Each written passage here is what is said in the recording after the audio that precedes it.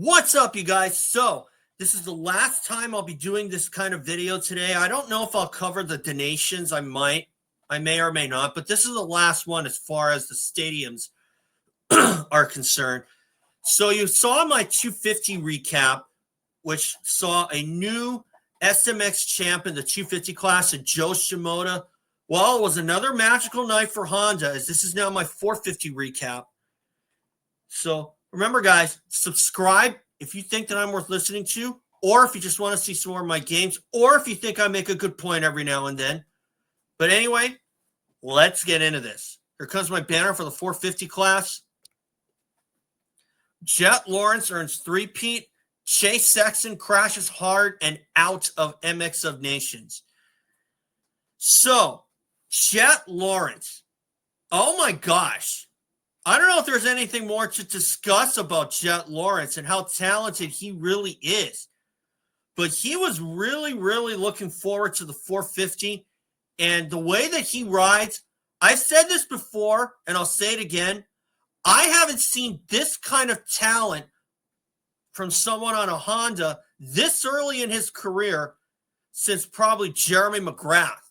Now, I did jump over Ricky Carmichael, but you know what? At the time, Carmichael was riding really decent with Honda, and he was winning races early and often. And the one thing that really stood out to me was that Ricky never really fought through the pack all that much. He would always get the good start and just run away from everyone until Chad Reed came along in 2003.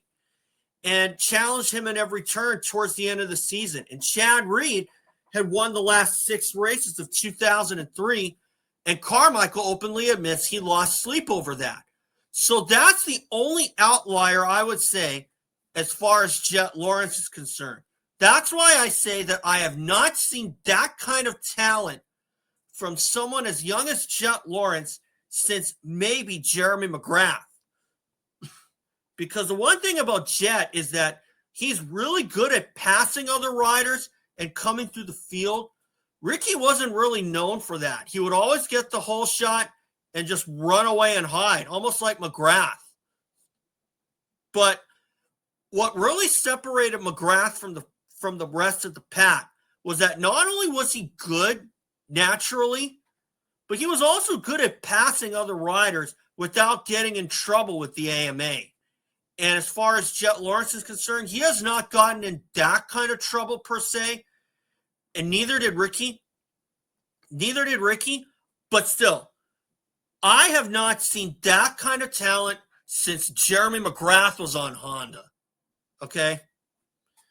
So as far as Brother Hunter is concerned, that was a little bit of a downer there to see him lose the overall and also the championship. But I think in the long run, Hunter had to have known that it was a long shot considering how good Jett really is, because Hunter is a good rider. I'll give him that, but he just doesn't seem to pull the trigger as often as Jett does. And I think that if Jett and Hunter come through the pack, Hunter might be able to pick up some things, kind of look at the younger generation, so to speak.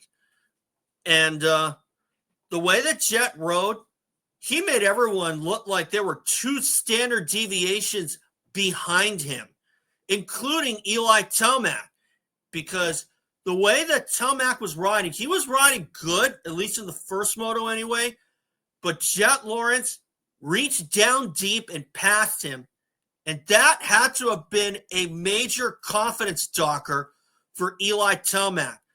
And one wonders why Eli decided not to retire when Jett Lawrence was coming up. But at the same time, you can't blame him if he thinks he can still win. And to be frank, Chad Reed kept coming back season after season because he wanted to. And I still felt that he could win races. And the way that Chad Reed was riding for Suzuki in 2019, I knew he was going to give him a podium sooner or later, and he did so at Detroit.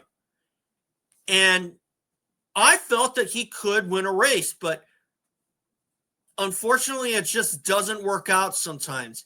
And at Chad Reed's age, sometimes your luck level goes more downward than upward. And unfortunately, Chad Reed, I couldn't believe that guy's luck sometimes. He kind of reminded me a bit of Ryan Hughes and Casey Johnson at the same time. Because they were both fast, but they were always held back by just stupid luck, really.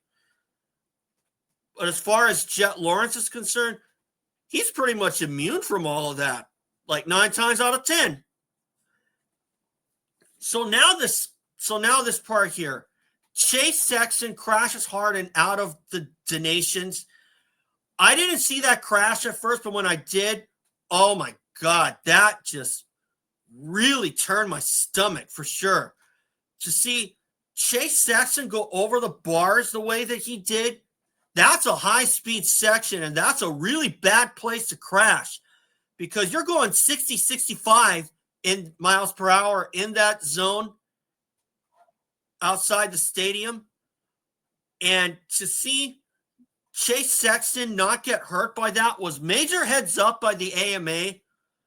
But I think that when you consider the fact that Hayden Deegan also crashed out of the donations and Chase Sexton crashed out of the donations, and those two were already picked for the MX donations, which is taking place on Sunday. But I'll tell you this.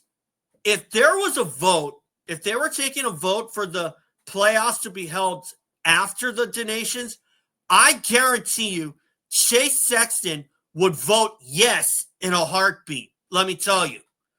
Because I would certainly vote for a race to not be after the to not be before the donations, for a series to not be before the donations, I should say, because considering how many times that Sexton has crashed out of the final moto, I guarantee you he would vote for something like that. You know, you talk about someone who would vote for that kind of stuff. Look at Greg Albertine at Orlando. In 1995, he crashed hard and had to wait at a baseball field for an ambulance because someone parked in the ambulance stall. Then in 96, he doesn't have that great a ride and crashes again. In 97, the series is at round 10, and Albertine is running third in his heat race. And then he had that really terrible, terrible crash in qualifying and didn't come back for the semi. And he was taken off on a backboard.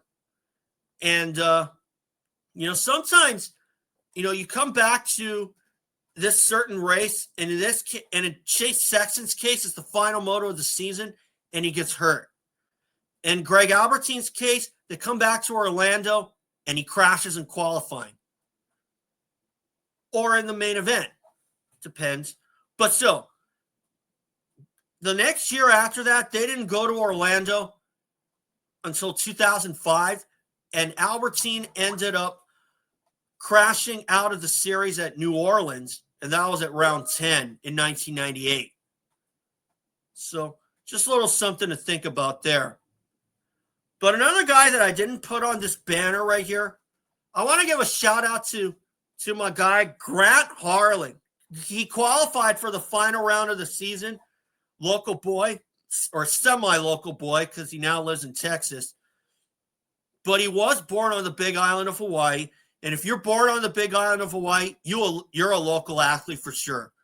And to see Grant Harlan make the main event, that was good. That was good on him. I mean, would I have picked him to win the race overall? Probably not, but still, it is good to see the local guys out there because, like I said, you're born in Hawaii, you're a local guy, even if you don't live in the islands anymore. So I just thought I'd give a quick shout out to Grant Harlan. And, of course, if you haven't seen my interview with Grant Harlan, make sure you check that out because I did talk to Grant about his Hawaii ties. I talked to him back in May, and that was a good interview for sure. So, little shout out to Hard Dog, as they call him, Grant Harlan, making the main event. So, at this point, getting back to the racing, one last thing I want to bring up. With Jett Lawrence running down Eli Tomac the way that he is, the fact that Tomac is coming back in 26 for KTM, you definitely hope that it goes well for him, because I didn't think that his tenure at Yamaha was going to go that great after how James Stewart had a terrible run on that backwards framed Yamaha in 2010 and 11 and 2012 in Supercross as well. So one wonders if Eli Tomac is going to have the same kind of tenure that Chase Sexton had this past year, even though he won the outdoor title in 24 and almost won the Supercross title in 25 and had all kinds of trouble in the outdoors this year. So that's where I'll leave it. So anyway, guys, thanks you all for watching all these recaps of the Supercross season. We'll see you all for 2026. I might do the donations, but we'll see what happens. No guarantees, though. So anyway, guys, thanks for watching. And remember, subscribe. I'll see you all for 2026.